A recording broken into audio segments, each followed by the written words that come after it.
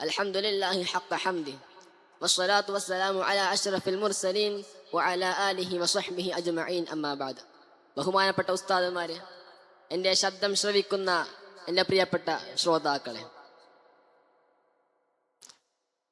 നമ്മുടെ ഈ ഇന്ത്യ വൈവിധ്യമാർന്ന സംസ്കാര വിപണി കൊണ്ടും വ്യത്യസ്ത മതാചാരങ്ങൾ കൊണ്ടും വർണ്ണപൂരിതമായ ഈ ബൃഹത്തായ ഇന്ത്യ, അതെ, ഈ ഇന്ത്യ ഇന്ന് ആ ഇന്ത്യയിൽ ജീവിക്കുന്ന പൗരന്മാരുടെ ഉത്തരമില്ലാ ചോദ്യത്തിന് മുന്നിൽ തലകുണിച്ചിരിക്കുകയാണ്. അതെ, മാനവികതയെ തൊടാത്ത ഇന്ത്യൻ വികസനം എന്തിന്? എന്തുകൊണ്ടും സമകാലികതയിലൂന്നിയ ഒരു വിഷയം തന്നെയാണ് ഇത്. നാം ഇന്ത്യയുടെ ബാഹ്യഭാഗത്തോടുകൂടി നമ്മുടെ കണ്ണുകളെ വീക്ഷിക്കുമ്പോൾ ഒരുപാട് കെട്ടിടങ്ങൾ ഉണ്ടാകുന്നുണ്ടാകാം, ഒരുപാട് ബിസിനസ് പ്ലാറ്റ്ഫോമുകൾ ഉണ്ടാകുന്നുണ്ടാകാം, ഒരുപാട് തുറമുഖങ്ങൾ നിർമ്മിക്കപ്പെടുന്നു, വിമാനത്താവളങ്ങൾ ഉണ്ടാക്കപ്പെടുന്നു, നാഷണൽ ഹൈവേയും റെയിൽവേ പ്ലാറ്റ്ഫോമുകളും നിർമ്മിക്കപ്പെടുന്നു. ഇതൊക്കെയും ഒരർത്ഥത്തിൽ വികസനം തന്നെയാണ്. ഈ വികസനങ്ങൾ കൊണ്ട് തന്നെ ഇന്ത്യ 2024 സമ്പദ് വ്യവസ്ഥയിൽ 4ാം സ്ഥാനത്തേക്ക് കയറിയിട്ടുണ്ട്. ശരാശരി 4.13 ട്രില്യൺ, 4.19 ട്രില്യൺ എന്ന ശരാശരി GDP-യിലാണ് ഇന്ത്യ ഈ അഭിമാന നേട്ടം കൈവരിച്ചിട്ടുള്ളത്. അതേപോലെ തന്നെ ആയുധ ശ്രേണിയിലും ഇന്ത്യ 4ാം സ്ഥാനത്ത് തന്നെ. 2024 ഇന്ത്യ $75 ബില്യൺ ഇതിനു വേണ്ടി ചെലവാക്കിയിട്ടുള്ളത്. 2025 ഏകദേശം $81 ബില്യൺ. ഇങ്ങനെയൊക്കെയും ഇന്ത്യ വളർന്നുകൊണ്ടിരിക്കുകയാണ്. എങ്കിൽ നാം നോക്കിയ വീക്ഷണത്തെ ഒന്ന് ആയത്തിലിറക്കി ഇന്ത്യയുടെ മുക്കിലും മൂലയിലും നാം നോക്കുകയാണെങ്കിൽ ഇതിന് തിരുത്തായ മറ്റൊരു കണക്ക് നാം വായിക്കേണ്ടി വരും.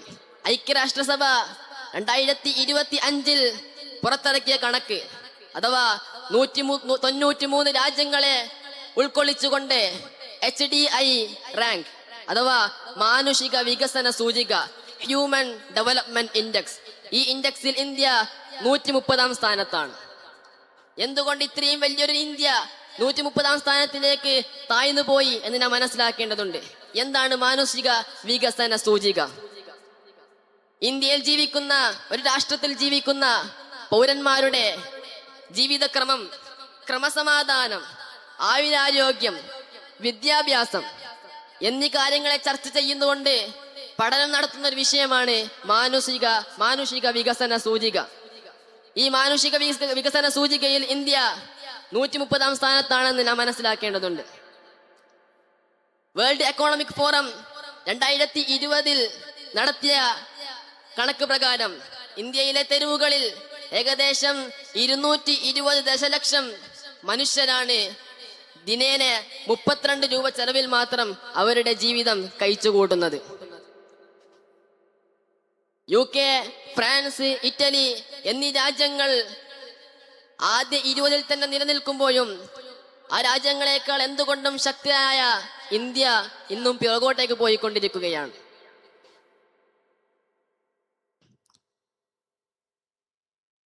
ഏപ്രിൽ 2023 ഏപ്രിൽ 1 പാർലമെന്റ് മെമ്പേഴ്സിന്റെ ശമ്പളം 1 ലക്ഷത്തിൽ നിന്ന് 1,24,000 ഉയർത്തിയ ഈ ഭരണകൂടം, അധികാരികളുടെ കൈപിടിച്ച ആ ഭരണകൂടത്തിന് എന്തുകൊണ്ട് ഇത്രയും ദാരിദ്ര്യത്തിലായിരിക്കുന്ന ഈ ഒരു സമൂഹത്തിന്റെ കൈപിടിക്കാൻ സാധിക്കുന്നില്ല എന്നുള്ളത് നാം മനസ്സിലാക്കേണ്ടതുണ്ട്.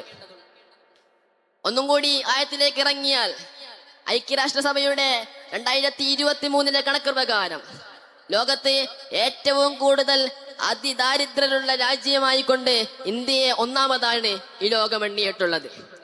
ഇങ്ങനെയുള്ള പട്ടിണിപ്പാവങ്ങളെ വെച്ചുകൊണ്ട് കേവലം ബിൽഡിങ്ങുകളും റോഡുകളും ഉണ്ടാക്കിയത് കൊണ്ട് ഇന്ത്യക്ക് എന്താണ് നേട്ടം? എന്തിനാണ് ഒരു രാജ്യം വികസനത്തിനെ ഉപമിക്കുന്നത്?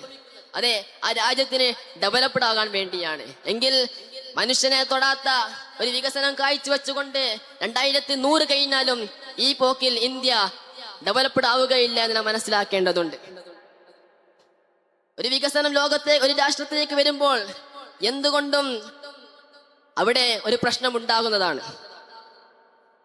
ആ പ്രശ്നത്തിനുള്ള പരിഹാരമാണ് ആദ്യമായി കൊണ്ട് ഒരു രാജ്യം മുന്നോട്ട് വെക്കേണ്ടത് എന്ന അടിസ്ഥാന മാനദണ്ഡം മനസ്സിലാക്കേണ്ടതുണ്ട്.